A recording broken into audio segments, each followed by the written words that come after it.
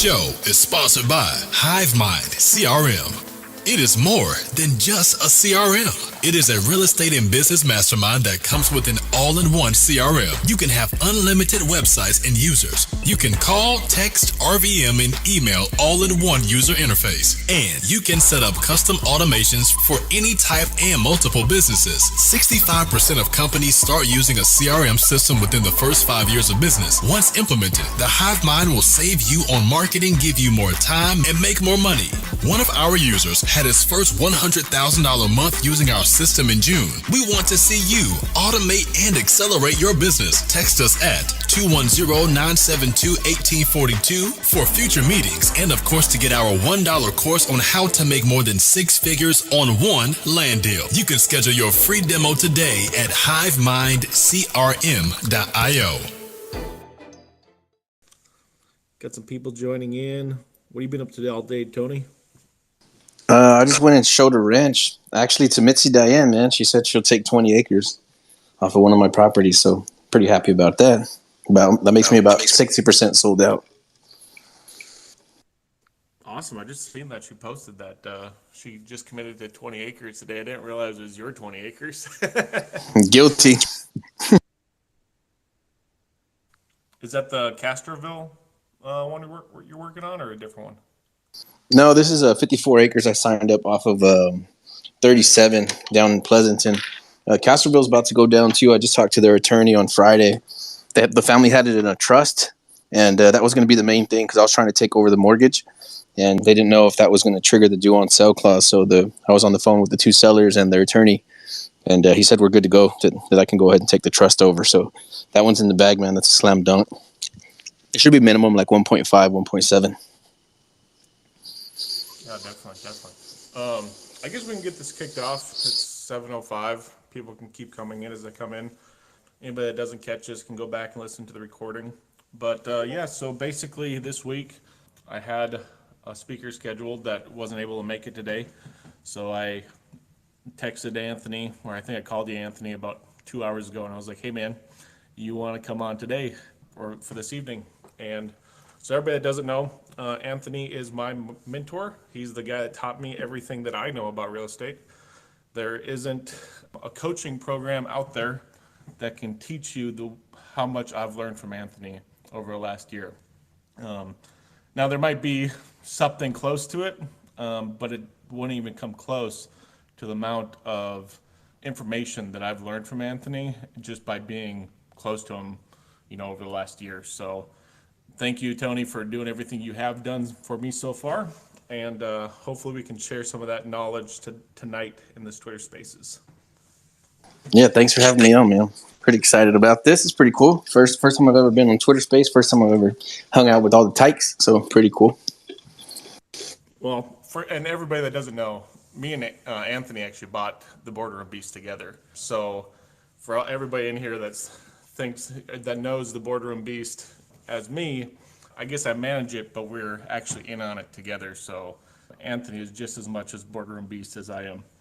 He actually came to the first Boardroom Beast meetup in Vegas, and he had his wife in town, so he stayed for about an hour and then took off. But I'm managing this side of the business for the Tykes thing that we have, the Tykes investment, I should say, not the business.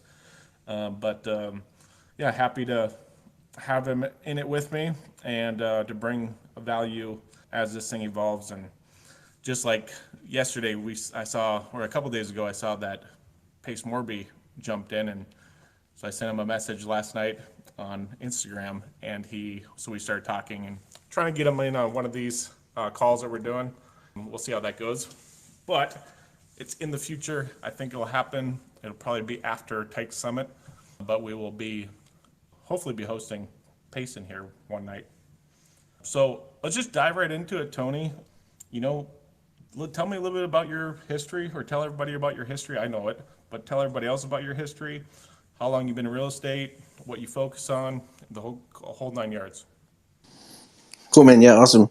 So I probably consider myself like the luckiest guy in real estate because I wish I could say that I've done everything that I'm doing and come as far as I have in such a short amount of time because I'm really intelligent. But I just think it's just that I'm lucky.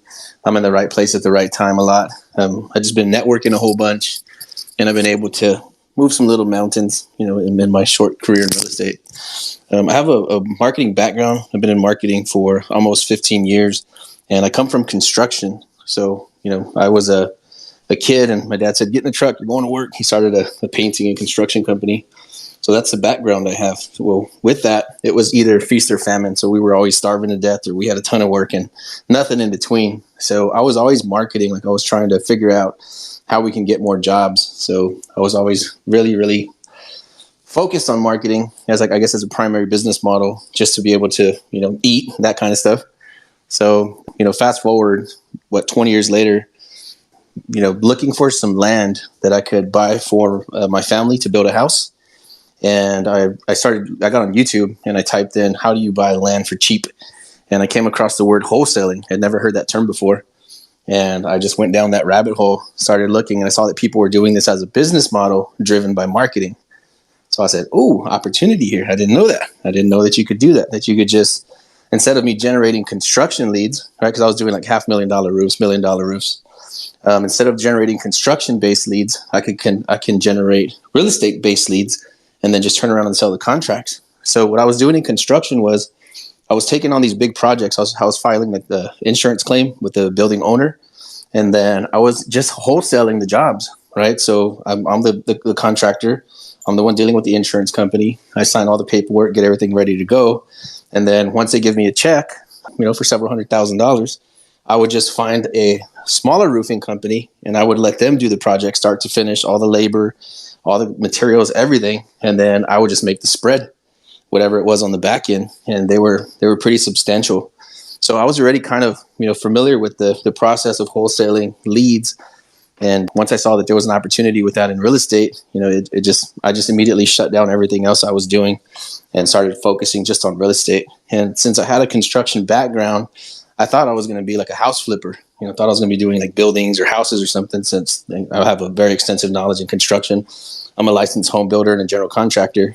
But my first deal, second contract I got that turned into profit was 46 acres in a town called Grandview, Texas, just south of Fort Worth. And I made $85,000 on one of my first deals, still not knowing anything. So that made me kind of just pay attention to land. I said, there's something going on here, something that I should be paying attention to that I didn't hear a whole lot of people talking about. So I stuck with land. I think that deal was the one that you had asked me what the Batwing mower was, wasn't it? Yeah, man. I'm just.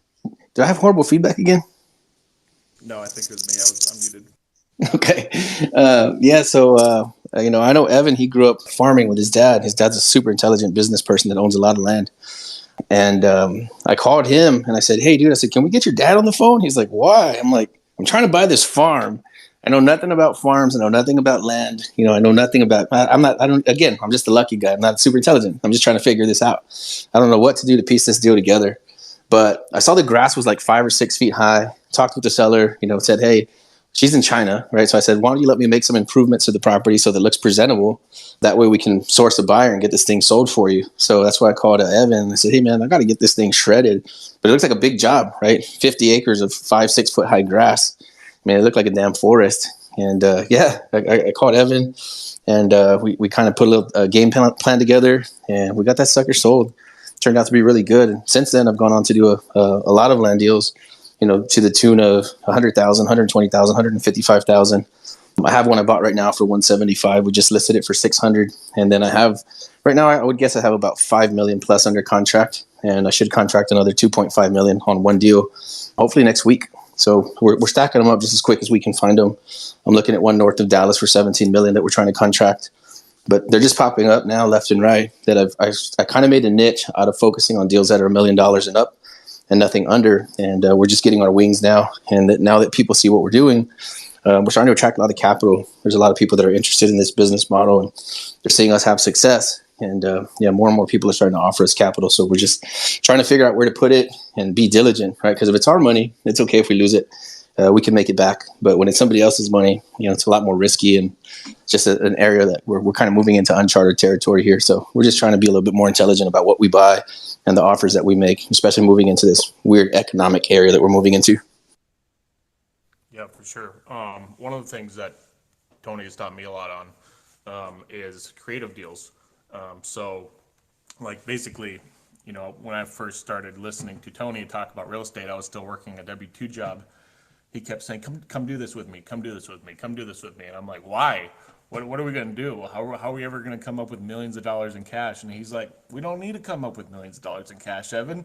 He's like, come learn this with me and I'll show you how to do it. So when I finally got my wits about me, gave him a call, came down to San Antonio, and for the last, I don't know, what's been 15, 16 months now, I've been learning it from Tony, but, and I call, sorry, just so everybody knows, I call Tony. Everybody else calls him Anthony, but his family calls him Tony, so I feel like I should be able to as well. You've been in the family long enough. Yeah, I feel like we're brothers now. But yeah, so kind of go into a little bit of the creative side of stuff and how you lock up deals, because you typically come in, you got $1 million deals, but your $1 million deals are the sale price, but you come in for way less than that. And how do you lock up deals? Yeah, so that's I guess that's one of the niches that I found out. Again, just from being dumb lucky and not super intelligent, is just we didn't have too much cash on hand to invest when we first started. So I had to be as creative as possible. So on that Grandview deal, she wanted 225, and I just told her, like, what do you need right now? Like, I know you don't need $225,000 tomorrow. What exactly do you need right this second so that you can be above par while I go in, make some improvements to the property so we can sell it? And she said, I just need $10,000. So I gave her 10,000 in her hand, and I immediately listed it for 330, and it sold right away. So, that again, that green light came on. It's not something where I learned or took a course or, saw somebody pitching that creative financing on YouTube. I was just being resourceful and trying to do as many deals as possible with the limited resources that I had. So if you think about it, right, like if you're going to do a sub two deal, right, like on either a house, commercial, whatever you're going to do, they're few and far between, right? I mean, you might have to talk to 100, 150 homeowners before you can find one sub two deal, if not more than that. So the same with land, right? Instead of us coming in from a buyer's perspective where we say, hey, I'm going to come in here and I'm going to throw down $2 million on this piece of land. I'm going to come in there and my first go-to is I'm just going to try to take it over creative. I'm going to try to get in there with nothing. And that's where we're at right now. We've been going in and negotiating with sellers, talking to just tons and tons and tons of property sellers that have land valued at $1 million and up. And we're just asking them, what the situation is. So not really coming in looking for motivated sellers, because you're going to find that people that own, farms and ranches that are worth millions of dollars, they're not hurting for cash at all. They're not motivated. They don't need the money. Sometimes it's been in their family for 10, 20 years. And so you just got to kind of get in there, see what they're thinking, what is their situation, kind of what's on their mind. And then that's when we'll kind of lean into the creative. Hey, well, if you don't need the money anyway, and you seem to be in no hurry, what if we could, get something going with this property where we can put some cash in your pocket or help you move it from one property to another? And yeah, it's been going really, really well. We've met a lot of good people that are very, very sharp, that own a lot of real estate. And yeah, every now and then they're willing to let us take a crack at it, sometimes with nothing out of pocket. I have one that I'm negotiating right now. The gentleman wants $2.4 million for 100 acres. It's right on I-35, which is the main vein that runs through Texas. And we're offering him $100,000 down and then no payments, no interest for 15 months while we come in there and try to find another buyer. So that's what we're doing. Lots of creative, just lots of just imagining deals. And again, not based on any structure, anybody's training. We're just coming in just as like a regular guy, just talking to these sellers and seeing if we could put a deal together. Yeah, definitely. That's what I think one of the things that I've excelled at when I've been with you on different jobs and looking at jobs, and then one of my own was just talking to the seller like a human being and just trying to figure out the problem and not trying to come in as a strategy, but try to figure it out as we go, and then like really be creative on what that person wants and then how we can provide that transaction to happen. So but yeah, so one of the things, with Tony, that you're probably a lot more apt in than anybody else is the Web3 side of things. So you have big visions, and that's one of the reasons we got into Tykes. But go into your kind of vision a little bit, and I mean, your vision, our vision, go into what you're thinking anyways on Web3 and where it's going to take and where it's going to go to from here.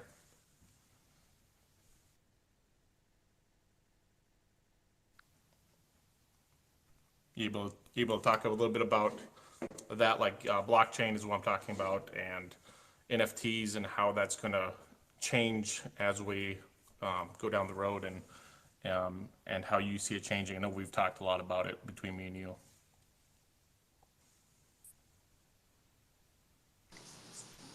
No? Hey, can you guys hear me okay? Yeah, I can hear you now. Go ahead.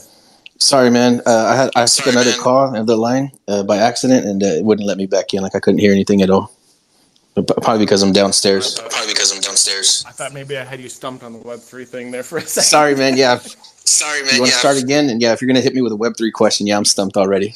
No, I was just saying you're probably one of the only people in real estate that probably will be in on one of these talks that kind of understands Web3 and where it's going, or at least has an idea on it. Obviously, you're a boardroom member in Tykes, and I know you're kind of following my lead on this, but you also have a lot of visions on where NFTs are going to go, blockchain technology is going to go. So, maybe you're not spot on, but kind of just, describe your vision with it. Okay, yeah. So I've been talking to Daniel about this. Maybe Daniel can chime in on this because we do a lot of I don't even know what you call it, but where we envision the future. And we've recorded a couple podcasts where we pointed at, what might happen in our business with Hivemind, those kinds of things. And we did talk about the same, something similar to what Ryan has envisioned before, where it's like everything right now that's valuable in the world. I would say that real estate investors are like Neanderthals because we can only think about what we can see, touch, and feel, where we're moving into a space where you're not going to be able to do that anymore. Right. So some of the most valuable things on this planet are going to be non-physical, right? They're going to be in the digital world. So I think that real estate is going to move into a space where you can convert hard assets into digital, right? So I can see people buying a $10 million mansion in cyberspace, right? So they're never going to be able to take it anywhere. They're not going to be able to move it anywhere, but they're going to have it. They're going to own it, and they're going to pay real money for it. And so if anybody in this room thinks like, well, it seems a little far-fetched, I get what you're saying, but maybe not so quite dramatic, but that's exactly where we're headed. And we're going to end up there pretty quick because we live in a world where, a lot of things are like peer-to-peer entertainment, peer-to-peer marketing. So you're going to have a space where somebody like a Logan Paul is just going to buy a $100 million mansion just to say he owns it. So that way, when you hop into the metaverse, you're going to go to his $100 million mansion in the metaverse. Right, so it's going to have clout, notoriety. You can rent it out. Same thing like physical real estate, but it's in the digital world. So the people that capitalize on that digital transition first are going to be able to position themselves similarly to if you started buying real estate 100 or 200 years ago. I think that's exactly where we're headed right now. I can see anything that has to be documented, anything that's on record, right? Like title companies, those kinds of things, it's all going to be digitized. So there's going to be a lot of different business models that are going to become irrelevant from Web3 and in the space that we're headed into. Yeah, for sure. And one of the things I see as well is just from the aspect of being able to go out, like right now you can go online and if you want to look at a house, you can see the 3D model of it. And they're probably already working on this. I'm just not as intelligent to know. But being able to put your headset on and walk through that house and see everything just like you're there. So I think that's going to be something that's, right down the road. And I don't see that happening a long ways out, but I think that's like 3-4 years, if not less, down the road. And then also, just the way, like you said, tracking title companies going through and putting chains of title onto the blockchain. I know that's already happening. There's a couple of counties throughout the United States that's already doing it. So basically, Tony and I are just positioning ourselves right now with Tykes and getting ourselves in that space. But also, what I would like to do in the next year is to NFT a piece of land to a community. So I'm in talks outside of Tykes with a company right now. I'm not going to say who, but we're actually looking at some land in Texas that they want to buy. as a NFT type project. So obviously, whenever that develops, we'll be bringing it through Tykes, so everybody in this community has that opportunity as well. But that's also something that's going to be happening, hopefully sooner than later. Daniel, I don't want to leave you out here. Feel free to jump in here. Daniel's Anthony's business partner on Hivemind, and feel free to jump in here and just talk because you do a lot of land as well. Yeah, I would say a lot of I think a lot of what Web3 space is going to do is up and coming, but there's plenty of opportunity for it and ways to make a lot of money. So I'm just excited to be one of the people. Not necessarily you don't have to be the first person to jump on the wave, but you just see it coming. So me and Anthony were talking about what crypto can do in the real estate space before even Tykes came out. And now Tykes came out, and so now we're just like, okay, we don't have to be the first, but we can be somebody that's interested in the space and listening and see what's going on around that space. So it's kind of interesting to see what different ideas are coming to fruition as the time progresses, because there's so much opportunity in this space. Yeah, I was going to say that that's something that we thought about. So we hired a couple of like mentors and consultants that could help us piece together something like this, right? Based on our ideas and where we thought things might go. And we've had several meetings about it. And so once Evan told me what Ryan was doing, I was like, oh, dude, yeah, I don't even want to be out in the front. Like we're just going to just hop on his bus because I already know where he's going. And it's funny because I don't even have the entire vision. Like I've been getting a lot of this third party information from Evan. But once he gave me like just a little view of what Ryan was about to do, I was like, oh man, count me in. Like I already know where this is headed. Like I said, we had already envisioned something like this a couple years ago. Maybe it wasn't going to be the exact same thing, but I was like, yeah. So like Daniel said, we're just here for the party because I already know where this is going to go. So if anybody in this room is not yet fully convinced or sold on Tykes, yeah, I mean, this is the right place to be in. And even though the whole entire business plan might not be rolled out and maybe all the nuts and bolts aren't in the correct place, like just with the vision and the kind of people that are behind this project, yeah, this thing's going to explode. Yeah, definitely. And what I see about it, what I really like about Tykes is not only is I think Ryan's vision mostly on point, but also that we have 60 millionaires in a room that are all backing this right now. And I know throughout and when I say 60 millionaires, what I'm saying is 60 business people that got to become a millionaire through business and creating businesses, not buying 20 Bored Apes or CryptoPunks and becoming a millionaire, a crypto millionaire, but actually like growing businesses and figuring out. So I just don't think Tykes can lose unless something crazy happens. But I don't think that can happen either with the amount of leverage and personal. What's the word? With the amount of notoriety that Ryan has. I mean, it's not going to be like a rug pull one day. So. Does anybody have questions in the group? Anybody wants to ask Anthony something, but maybe about land, maybe his vision on Web3? Feel free to raise your hand and we can invite you up here. Or if Anthony, you have anything else you want to talk about? I kind of ran out of speaking points, so feel free to jump in and just go down whatever rabbit hole you want to go down. Yeah, these rooms seem to work a little bit better when people have questions, those types of things. So not too sure if anybody wants to chat about land or anything else that we're doing, subdividing, creative finance, a lot of the real estate basics, what we're working on. Again, marketing. If anybody doesn't have their marketing channel set up, that's something that we do.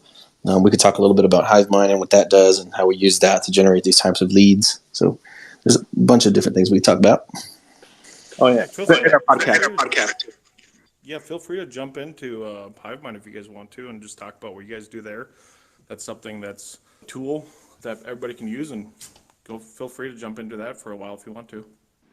Yeah, so if everybody has never heard of Hivemind, it's a business automation tool to help you do more marketing. So we run all of our real estate businesses through Hivemind, and that's what we do. We do a lot of texting and PPC. So we set up inbound leads and just do a lot of texting in general. So we text like 100,000 people over the last 3 months using Hivemind. How's everybody doing the marketing right now in this group? I'm kind of just unfamiliar with the Tykes community. It's been a little while since I popped into anything. Is everybody here in real estate? So we have people that are in real estate. Some people are that are just beginning in real estate. Some Hmm. people are just here for the Web3 side of things Hmm. and believe in the utility. So there's a lot of different people. I would say there's probably about 25% that are just that have been in real estate or are just getting in right now. Okay. I'll tell you, one of the reasons I'm interested in real estate is not because I absolutely love real estate. Like, I love seeing the properties. I love seeing the land. I think Texas is beautiful. No two properties are alike. So I do love being around it. And I love being in this business, right? But I think one of the main reasons I'm in real estate is because you can move a lot of capital in a very short amount of time. So to me, it's like, I tell my kids this: I don't care what you want to do when you grow up. I don't care if you want to be a veterinarian or you want to be an artist or a musician or a YouTuber, like, be whatever you want to be, but learn how to do real estate so you can learn how to move large volumes of capital into any business or any interest that you have. Right. So I'm about to open up a charity. I'm planning on opening two, but I'm just going to start with one right now. That's something that I'm interested in. I'm also going to get into the medical field. I've been a bit of a scientist, my whole life. I started reading bodybuilding magazines when I was 12. And I went down that rabbit hole, never got out of it. So now I do CrossFit and I'm taking peptides, and I've healed a lot of people, a lot of different types of illnesses just on my knowledge of the body and science and just different like things that are not mainstream by any means. Some of them are not meant for human consumption. But again, it's just, you can push capital into anything that you're interested in, right? But what drives that? If you're already in real estate and you're doing well, you know exactly what drives that. But if you're newer, it's marketing. There's nothing else that you need to know. With very limited knowledge of real estate, very limited knowledge of how to put a deal together, and very limited capital, you can still move a lot of capital in real estate if you understand marketing and you know how to do it. So that's why we wanted to create a mastermind, but we figured, like, what would keep somebody in a mastermind? You come in, you pay your monthly fee once or twice, you lose interest, and then you leave. So I said, we need a product that's a little bit more sticky than that. So we decided to white label a CRM. And with that CRM, we use that to generate just thousands and thousands of real estate leads all over the country.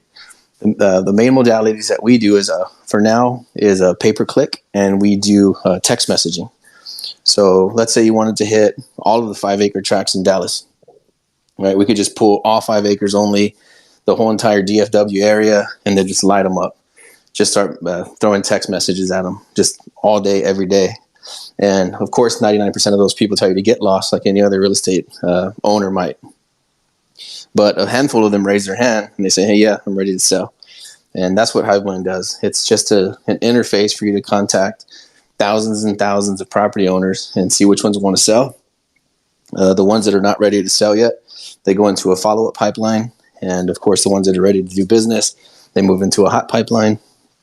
And it's just a way for you to manage and track doing a lot of transactions so you can get some of that capital, move it into things you're more interested in. But that's why we decided to create Hivemind, which is to scale up the volume, the number of deals that we're doing.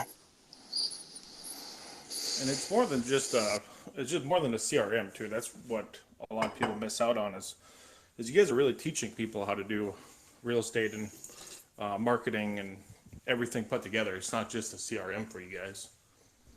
100%. Yeah.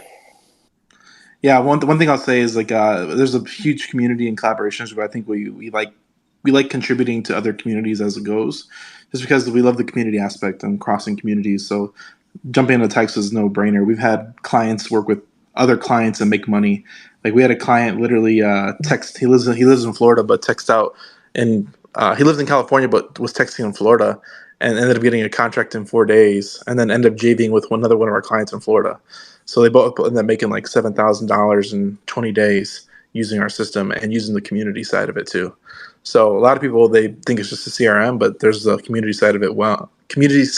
Side of it as well, that can really be beneficial no matter what state of your business is in. Monica, did you have a question? I seen you raise your hand, Monica. If you have a question, you're free to talk here if you want. Nope. Yeah, she bounced. Yeah, she heard Daniel talking and she was like, no, not this. No, I'm just kidding. It happens. Yeah, no, I'll mess with you. Yeah. Go ahead. Somebody say something. So the community side is definitely underutilized thing of the hive mind. So we have clients in 4 different countries, and we have people just networking and cross collaborating with their deals and transactions and marketing efforts, and it's just a really cool community that we help run, but not necessarily me and Anthony don't see ourselves as the owners of it. We call ourselves the janitors of it because it's all growing to be its own thing, where people are making money through the network without even us participating. So it's kind of cool for us to oversee that and just watch the collaboration happen behind us. It's pretty cool. Yeah, I wanted to kind of point something out, right? So if you want to take a look at the design of Hivemind, this could apply to any business, right? So we're referencing this tool or this community because it's what we do, what we've been building for a year and a half. Even as a new company, where we'll be 2 years in February, we should break $1 million in revenue. This is just on the software, which I thought was interesting. I didn't even know we were growing that fast until Daniel mentioned it to me a couple months ago. But the whole entire design behind it was to be able to leverage community, because what that does is it makes you have two things, right? There's only two things in marketing or two things in business that move the needle. One is capital and one is time. So that was the whole entire founding principle of Hivemind, is to be able to leverage the capital and time of millions of people, right? And so along this build, if you're a new person that doesn't know what to do and you do have limited capital, you probably have more time, right? And then so there's other people in the community that do have lists. They already have a bunch of resources. They do have some capital to invest, and they're limited on time. So a lot of people have formed partnerships around that. Some people are just running the leads. They'll send them to us. We'll help sell them. And then, like I said, some people that have extra time, we can pull the list for them, get that list in front of them, let them go to work on that stuff. And it's been a really good run. So I'll tell you where we are right now. This is the least amount of marketing we've ever done, and this is the most amount of leads that we've ever seen before. And it's just from the community. Like Evan said, we're training people, we're helping them get their campaign set up, we're helping them source capital, helping them negotiate deals. So it's just an amazing, experience when you have a vision for something and then you see it come to fruition. It's like, how did this happen? How did we get here? And it's funny because it's exactly what we predicted. It's exactly what we talked about a million times. But now to see it all happening letter for letter, it's been really, really cool. But anybody in this room, like I said, I don't care what you have in your bank account. I don't care what you're doing right now in business. But we do have a system where we can get you in front of a lot of opportunity. And you can do any size real estate transaction, and you don't need any capital at all. So I'm pretty proud of what we built. Yeah, where can they find you at there? I just recently deleted my Instagram. ever since Elon bought Twitter, I've been spending too much time on Twitter. So I just decided like something had to go, because I don't want to be spread too thin on social media apps. Yeah, so I just temporarily got out of Instagram. But you can find me on Facebook, Anthony, and then my last name is Gaona. And if you look up Hivemind CRM on any platform, then you can find myself and Daniel with TikTok, YouTube, Instagram, absolutely everywhere. We have a podcast where we're pushing almost 300 episodes. We hit 1,000 downloads last month for the first time ever. So, yeah, I feel like we're getting a lot of traction in a lot of different areas. And like I said, it's just really based. We don't have anything to sell you. It's just based on us, like I said, really putting people into momentum and watching people grow, and they'll come back and say, hey, I'm glad I found you guys. Like, I'm doing so well now. And we've had, I would say we're pushing like 16, 17 clients that have had $100,000 months using the software and using our strategies. So we're doing pretty darn good, I think. One thing I asked Mark 2 weeks ago when we had Mark on, Mark Monroe, is with the economy right now changing and it's everything kind of tightening up, especially with real estate. What would you say, Anthony? Where should people be spending or be focusing on? And then what shouldn't they be focusing on? What should they get out of right away, especially for somebody new that's jumping into the space? As far as real estate? Yeah, real estate. What kind of strategies? You think land, houses, where should people be focusing their attention? And then what's a common strategy that people should be staying away from now? I would say you could, if you saw a sliding scale, right, and at the bottom it says you have 0, and at the top you have infinity. Along that sliding scale, the closer you are to 0, you should stick to only wholesaling and nothing else. And more so than that, you should be sticking to a lot of JV partnerships and opportunities where, again, you're crowdsourcing your deals and crowdsourcing your buyers. And that's something that Daniel and myself have become experts in, is finding buyers. And it's funny because we used to be on Clubhouse all the time. And I remember digging into everybody that would come on Clubhouse about real estate, trying to figure out how they're doing dispo. And I feel like that's something that we mastered now. But that's exactly what I would work on right now, is wholesaling, and even trying to partner with other people that already have deals and try to wholesale their deals. The closer you are to zero, I would stay away from anything that's going to be a long-term hold, like fix and flips, those kinds of things. Cash flowing assets are a little bit different, like apartments, self-storage, shopping centers, because that valuation of those businesses is based on rents. If it's somebody's housing, right, that's more important. That's an asset they're going to probably hang on to. But if it's some guy's pizza shop, that guy might close his doors up and head out. So I would say careful with commercial retail. Anything has to do with housing is good. But if you're planning on doing any kind of fix and flip, be it commercial, apartments, residential, I'd be very, very careful. Yeah, because we're moving into a space right now where the interest rates they're looking like they're going to get high. A lot of things could change tomorrow, but with the whole voting thing. But for now, I would stay away from anything that's based on speculation. And I feel like single family real estate investing at this point right now is speculation. So if you think you're going to have a $50,000 spread, that $50,000 spread can go to zero pretty quick. So if you have limited capital, I wouldn't get into anything like that. If you just have unlimited amounts of capital, yeah, then you can fix it up. And of course, if it doesn't sell, then you could just turn it into a rental. But I would stay away from anything that requires a large amount of your capital up front, based on a number that you've projected that you think you could sell it for, because we're not in a point where the market's going up anymore. If anything, it's going sideways, and it looks like it's going to start trending down. I would stick to land, wholesaling land. It's quick and it's easy. A lot of times, like I said, you can lock it up with zero, and it's high in demand still. I'd stay away from builder lots. A lot of builders are shying away from building, again, because they can't predict both costs of materials and the price of the houses that they're going to sell. But we're doing really, really well with commercial and farm and ranch properties. Yeah, those buyers are not slowing down a bit. Not yet, not at all. Anthony, can you kind of go into the reason why we like land over houses? I like land because there's no toilets, no roof, no nothing. I mean, it's easy to sell. A lot of the land buyers, they don't give a shit what the rates are. They're not even thinking about it. They're not looking at it. They're not talking about it. They never mention it to us. A lot of these guys have cash. They've been, they didn't wake up in the morning and say, hey, I'm going to go buy 10 acres. This is something that they've probably been saving up for 5, 10, 20 years. So I would say I don't even know how many transactions I've done anymore, but I would say at least 200 transactions. I've had maybe 5 people go to the bank, maybe 10, actually go to the bank and get a loan. Everybody else is cash buyers. So that's why we're definitely sticking to land. We're not going to slow down, right? So I see where other real estate investors are starting to tighten up and slow down. We're actually locking up stuff faster than we've ever done before. And like I said, as far as our marketing goes, we're able to ease off of our budget because our community is getting bigger and bigger. But between everybody, JV partnerships, it's just going a lot faster, and we're not planning on slowing down at all.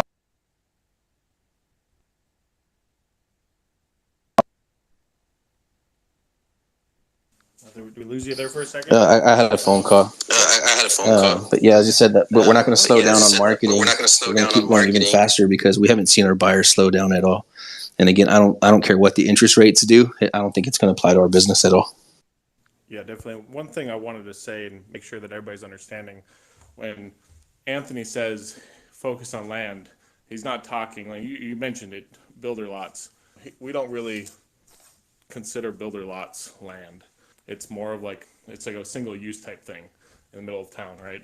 So we're talking on land, and correct me if I'm wrong, Anthony, when you're referring to land nowadays, you're saying anything larger than 10 acres, right?